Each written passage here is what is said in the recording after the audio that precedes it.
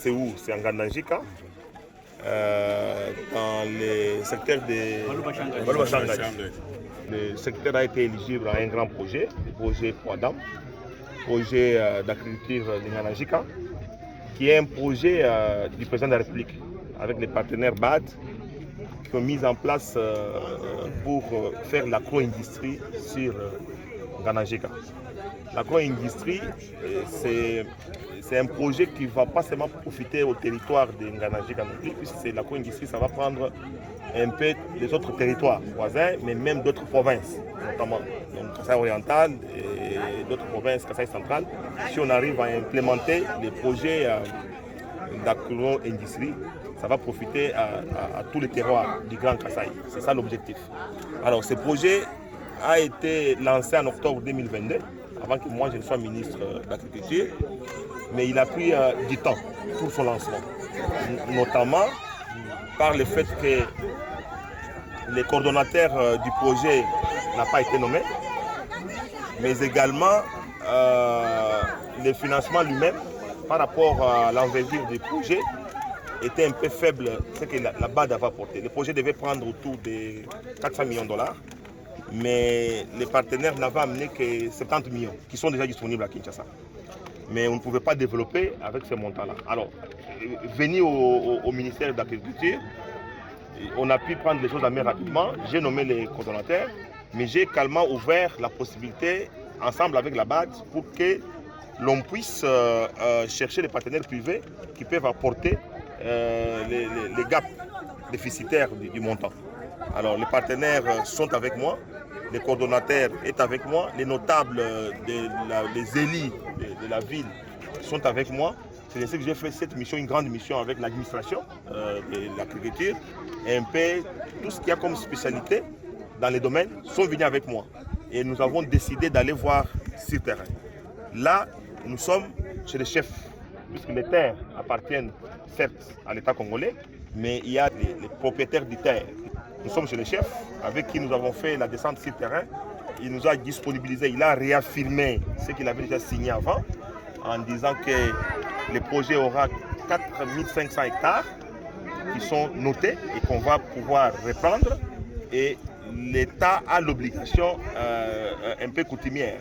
Il faut certaines obligations qu'il faut remplir avec les coutumiers.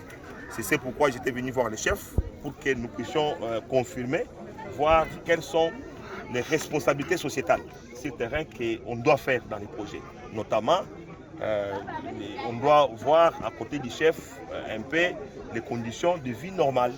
Il faudrait qu'on sache les enfants du terroir doivent être engagés dans les projets. Il faut qu'on puisse poser certains actes, notamment les écoles, les hôpitaux du coin. Tout projet, qu'il soit minier, agricole ou forestier, doit avoir des responsabilités sociétales par rapport à la population. Et c'est la discussion que nous venons de faire avec les chefs. Nous avons trouvé un compromis. Je dois retourner à Kinshasa pour faire rapport, puisque la partie indemnisation ou obligation coutumière reviennent à l'État congolais. Et c'est nous qui devons aller chercher les moyens à Kinshasa pour qu'on revienne rapidement, terminer avec les coutumiers. On va pouvoir payer tout ce qu'il faut, indemniser, exproprier, mais indemniser au même moment. Mais par après, nous rentrons avec les deux rapports, et des partenaires privés, et de la BAD avec le coordonnateur, pour aller maintenant formaliser à Kinshasa. Et nous pensons que rapidement, les projets vont se réaliser. Ça doit se réaliser. Surtout qu'il y a un problème de pénurie de maïs. Vous avez suivi que dans la partie centre et sud, j'ai vu les mécas de maïs là-bas à 4000 francs. Nous, quand on a grandi, moi je suis du terroir, je suis du coin, quand on a grandi, les maïs étaient pratiquement à moins de 500 francs ici. Et on savait que Gandanjika, c'est les craignait. Et il y avait de bonnes terres ici, avec PMKO, avec Inera, avec Ferme Mpoyo sémencière. Gandanjika présentait tout ce qu'il y avait comme potentialité agricole. Alors, nous devons faire un effort pour que nous puissions absolument lancer les travaux pour couper la dépendance à l'extérieur et arriver même à produire assez et exporter même. Si on consomme assez, on peut exporter. Et c'est ce qui a été Gandanjika qu'on a connu dans les temps, puis c'était un craignant agricole. Et nous pensons qu'avec la vision des transformations agricoles du président de la République, qui a implémenté qu'on puisse faire la chaîne de transformation, nous pouvons arriver à remettre Gandanjika comme il a été avant, comme territoire, qui a nourri les grands Kasaï.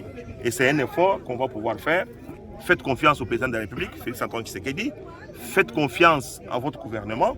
La plus grande contribution, c'est la population locale qui doit jouer aussi sa partition dans tout ce que nous devons faire. Ce n'est pas seulement Kinshasa qui va venir pouvoir, mais il faudrait aussi que les notables, notamment les députés qui sont avec nous, notamment les notables du coin, vous-même les journalistes, vous devez vulgariser, vous devez sensibiliser, arriver à apprendre aux gens et à aider la population. Donc c'est...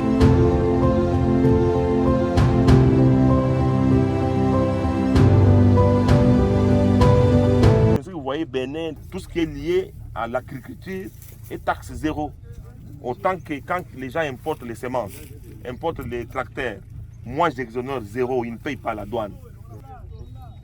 Ils peuvent faire mais tout ce qui est maïs, niébé, tout ce qu'il y a comme manioc et tout ça.